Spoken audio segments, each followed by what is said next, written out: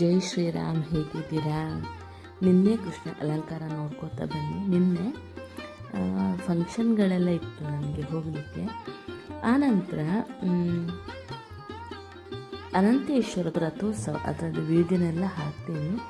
ಮಧ್ಯಾಹ್ನ ರಥಾರೋಹಣ ಆಗುತ್ತೆ, ಸಂಜೆ ರಥ ಎಳೆಯೋ ಪ್ರೋಗ್ರಾಮ್ ಇತ್ತು, ಅದರ ವೀಡಿಯೋ ಎಲ್ಲ ಹಾಕ್ತೀನಿ, ನೋಡ್ತಾ ಬನ್ನಿ.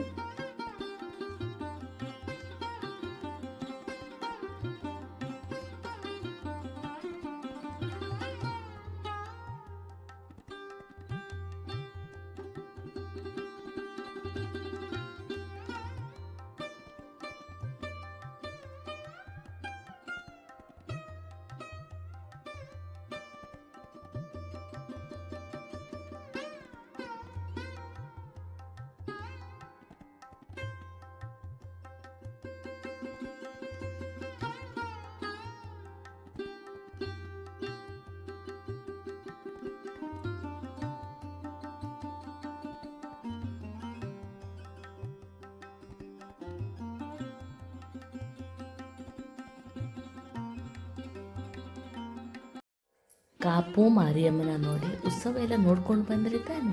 ಈಗ ಮನೆಯಲ್ಲಿ ಒಂದು ಪ್ರೈವೇಟ್ ಫಂಕ್ಷನ್ ಇತ್ತು ಅಂತ ಅನ್ನಲ್ಲ, ಆ ಫೋಟೋಸ್ ಕೆಲವು ಹಾಕ್ತಾಯಿದ್ದೀನಿ.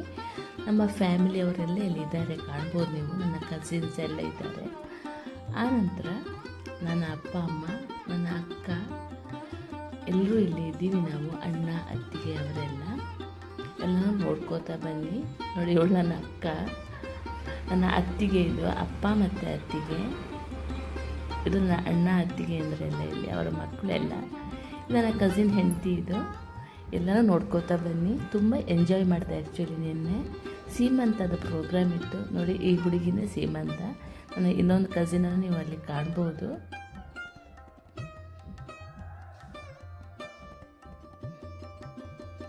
ನೋಡ್ತಾ ಬಂದಿದ್ದಾನೆ. ಎಲ್ಲ ಫೋಟೋ ತೆಗೆಸ್ಕೊಂಡಿದ್ದು.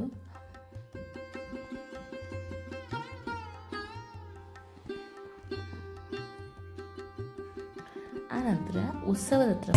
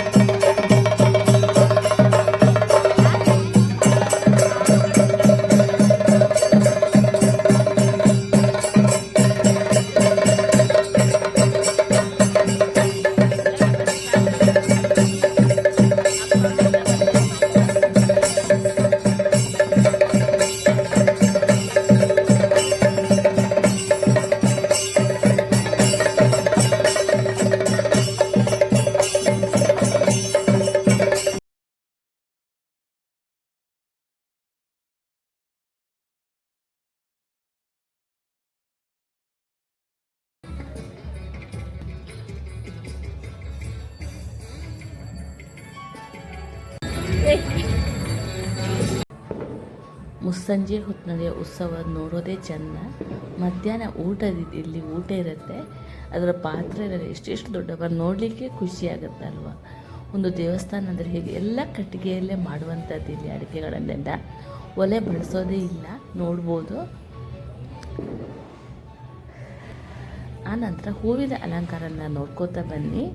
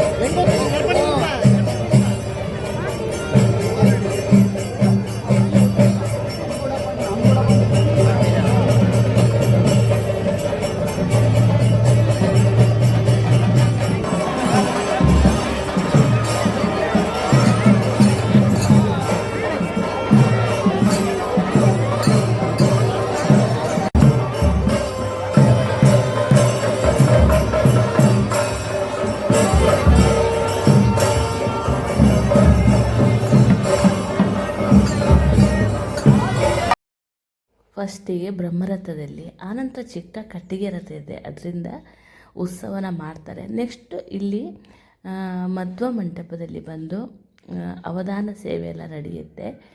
ನೋಡ್ಬೋದು ಎಷ್ಟು ಮುಸ್ಸಂಜೆ ಹೋದರೆ ಎಷ್ಟು ಚೆನ್ನಾಗಿ ಕಾಣಿಸ್ತಾ ಇದೆ ಅಂತ ಅಂದ್ಬಿಟ್ಟು. ನನಗೆ ಸ್ವಲ್ಪ ಗಂಟ್ಲು ಕೆಟ್ಟೋಗಿದೆ, ಅದಕ್ಕೆ ಜಾಸ್ತಿ ಮಾತಾಡಲಿಕ್ಕೆ ಆಗ್ತಾಯಿಲ್ಲ. ಉತ್ಸವದ ಕೆಲವು ಫೋಟೋಸನ್ನೆಲ್ಲ ಹಾಕಿದ್ದೀನಿ. ನಿಮಗೆ ಇಷ್ಟ ಆದರೆ ಗೊತ್ತಲ್ಲ, ಲೈಕ್ ಮಾಡೋದನ್ನು ಮರಿಬೇಡಿ, ಶೇರ್ ಮಾಡ್ಕೊಳ್ಳಿ ಬೇಕಾದವರಿಗೆ. ಲೈವ್ ಕೂಡ ಬಂದಿದೆ, ಅದನ್ನು ನೀವು ಕಾಣ್ಬೋದು. ಅಲ್ಲಿ ಹೂವಿನ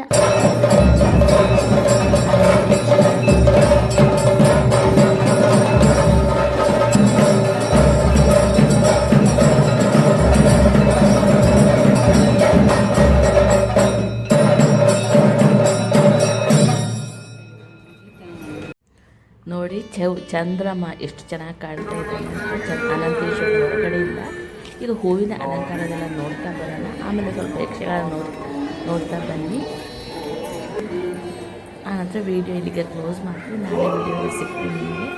ಇಷ್ಟ ಆದರೆ ಲೈಕ್, ಶೇರ್, ಕಮೆಂಟ್ಸ್ ಮಾಡೋದನ್ನು ಎಷ್ಟು ಚೆನ್ನಾಗಿದೆ ಅಲ್ವಾ ಹೂವಿನ ಅಲಂಕಾರದ್ದು. ಯಾವತ್ತೂ ತುಂಬಾ ಚೆನ್ನಾಗಿ ಅಲಂಕಾರ ಮಾಡ್ತಾರೆ. ನಾನು ಲಾಸ್ಟ್ ಇಯರ್ ವೀಡಿಯೋ ಮಾಡಿದ್ದೆ. Thank you for watching.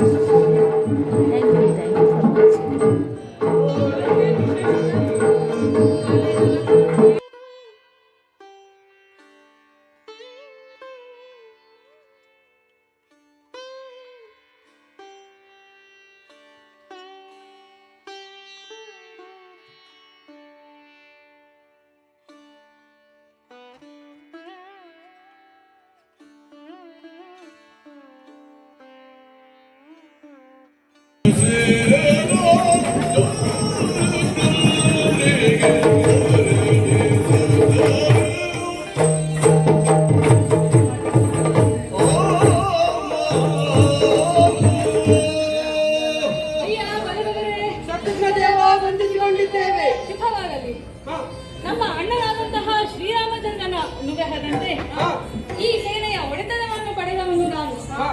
ನಿಮ್ಮೆಲ್ಲರ ಪೂರ್ಣ ಸಹಕಾರದಿಂದ ಈ ತುರಗದ ರಕ್ಷಣೆಗೆ ನಾವು ಹೊರಟಿದ್ದೇವೆ. ಶ್ರೀರಾಮಚಂದ್ರನಿಗೆ ರಾವಣ ಕುಂಭಕರ್ಣಾದಿಗಳ ವಧೆಯಿಂದ ದಕ್ಕಿದಂತಹ ದೋಷ ಪರಿಹಾರಕ್ಕಾಗಿ ಈ ಅಶ್ವಮೇಧ. ಆದರೆ ಸಾಮಾನ್ಯ ಜನರಿಗೆ ಅವರ ಮನದಲ್ಲಿ ಮೂಡುವಂತಹ ಜಿಜ್ಞಾಸೆಯೇ ಬೇರೆ. ದೇವರಿಗೂ ಇಂತಹ ಶಾಪದೋಷಗಳು ತಟ್ಟುವುದಾದರೆ ನಮ್ಮಂತಹ ಮಾನವರಿಗೆ ನಮ್ಮ ಪಾಡೇನು ಎಂಬುದಾಗಿ. ಆದರೆ ನಾವು ನೀವು ಕಂಡುಕೊಂಡಂತಹ ಸತ್ಯವೇ ಬೇರೆ. ರಾವಣ ಕುಂಭಕರ್ಣಾದಿಗಳ ವಧೆಯ ನಂತರವೂ ಶ್ರೀರಾಮಚಂದ್ರ ಯಾರು, ಅವನ ಅವತಾರದ ಗುಟ್ಟೇನು ಎಂಬುದನ್ನು ಅರಿಯುವುದಕ್ಕಾಗಿ ಈ ಅಶ್ವಮೇಧ. ಹಾಗಾಗಿ ಈ ಕಾರ್ಯವು ಮಾನವರಿಗೆ ನಡೆಯುವಂತೆ ನೋಡಿಕೊಳ್ಳುವುದು ನಮ್ಮ ಕರ್ತವ್ಯವಾಗಿದೆ. ಹೊರಟು ಬಂದಂತಹ ಸೇನೆ ಪ್ರದೇಶಗಳನ್ನು ಸಂಚರಿಸಿ ಹರಿಯುತ್ತಿರುವಂತಹ ಯಮುನೆಯಲ್ಲಿ ನೀರನ್ನು ಕುಡಿಯಲು ಹೋದಾಗ ಮಾಯಾಪುರಿ ವಿಷಯವನ್ನು ಸುರಮುನಿಗಳಾದ